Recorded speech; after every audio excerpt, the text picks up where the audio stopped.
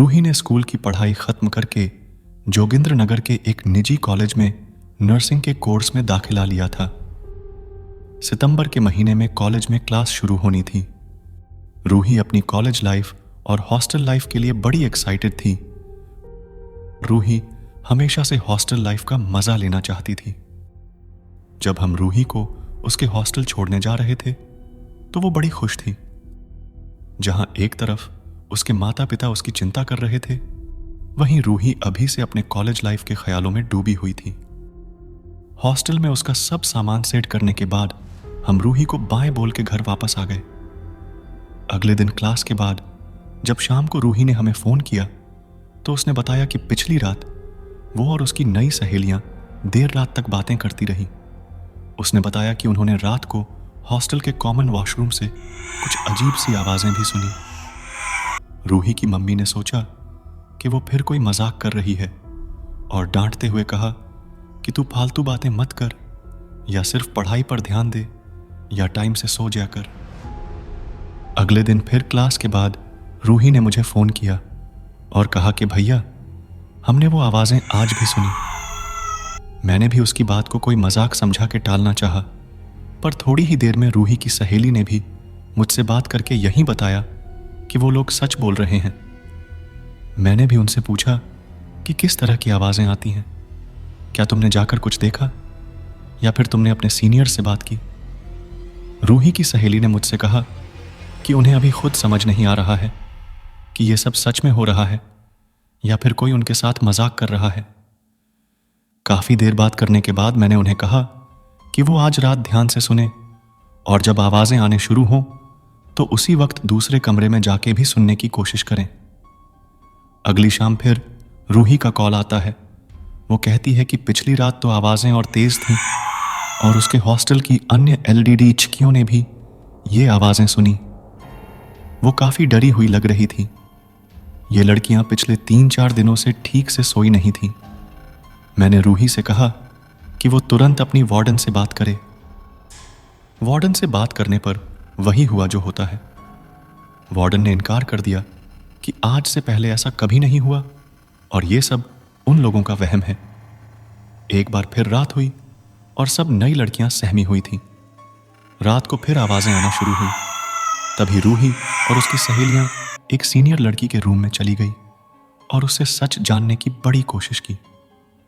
आखिरकार एक सीनियर लड़की ने अपनी चुप्पी तोड़ी और कहा कि ये आवाजें हमेशा से ही आती हैं। तुमने उस लड़की की आवाज सुनी जिसने हॉस्टल में आत्महत्या कर ली थी। उन्हें कॉलेज प्रशासन ने सख्त मना किया था कि वो ऐसी कोई अफवाह न फैलाएं। जो भी ऐसी कोई बात करता हुआ पकड़ा जाएगा उसे सस्पेंड कर दिया जाएगा।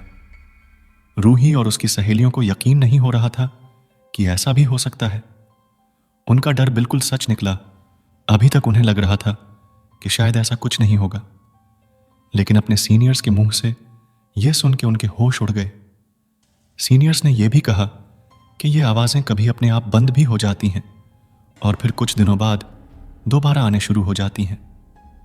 वो रात रूही और उसकी सहेलियों ने जागकर काटी वर्टिकल बार। अगले दिन रूही ने फिर फोन पे सारी बातें मुझे सुनाई। मेरे लिए भी इस पे यकीन कर पाना बड़ा मुश्किल था। रूही बहुत डरी हुई थी। उसने कॉलेज तक छोड़ने का इरादा बना लिया था, लेकिन मैंने उसे समझाया कि ऐसा करना ठीक नहीं होगा और उसके सीनियर्स भी हॉस्टल में रह रहे हैं। उन्हें आज तक कुछ नहीं हुआ तो तुम्हें भी कुछ नहीं होगा, और साथ ही सब लड़कियां मिलकर इस बात का समाधान ढूंढे। समय निकल गया और लड़कियों ने कॉलेज प्रशासन पर दबाव बनाना शुरू कर दिया। एक दिन रात को ये आवाजें फिर आनी शुरू हुई और इस बार लड़कियों ने निश्चय किया कि हम सब मिलकर उस वॉशरूम में जाके देखेंगे कि उस वॉशरूम से रात को ये आवाजें क्यों आती हैं। एक ग्रुप में लड़कियां वॉशरूम की तरफ आगे बढ़ती हैं। एक लड़की ने दरवाजे को धक्का दिया और जो देखा उसके कारण 5 लड़कियां वहीं बेहोश हो गईं। उन्होंने देखा कि वॉशरूम में एक लड़की कपड़े धो रही थी। उसका शरीर पूरी तरह से काला था और उसके कपड़े पुराने और खराब से थे। दरवाजा खुलते ही वो जोर से चिल्लाई और पल भर में वहां से गायब हो गई, मानो वहां कोई था ही नहीं। हॉस्टल में अफरा तफरी मच गई और वार्डन तथा सुरक्षा गार्ड इकट्ठा हो गए। बेहोश लड़कियों को जल्दी से हॉस्पिटल ले जाया गया। बाकी लड़कियों ने पूरी रात कॉलेज ग्राउंड में गुजारी। सुबह होते ही पूरा कॉलेज प्रशासन कॉलेज में इकट्ठा हो गया। कॉलेज के एमडी ने लड़कियों से वादा किया कि वो तुरंत इसका कोई समाधान निकालेगा। 2-3 दिनों के लिए लड़कियों को पास के कुछ होटलों में शिफ्ट कर दिया गया। एक तांत्रिक को बुलाया गया और उसने हॉस्टल का शुद्धिकरण किया। उसने कहा कि अगर इस आत्मा को यहां से अब भी न निकाला जाता तो ये बड़ा नुकसान कर सकती थी। काफी समय से यहां रहने के कारण ये आत्मा बहुत शक्तिशाली होती जा रही थी, या वो इसी जगह को अपना घर मान बैठी थी। पूरा दिन उसकी आत्मा की शांति के लिए पाठ किया गया। कुछ दिन हॉस्टल को बंद रखा गया और कुछ दिनों बाद लड़कियों को एक बार फिर से हॉस्टल वापस लाया गया। रूही ने बताया कि उस दिन के बाद हॉस्टल से कभी कोई आवाज नहीं आई। उस भूतिया वॉशरूम में हमेशा के लिए ताला लगा दिया गया था।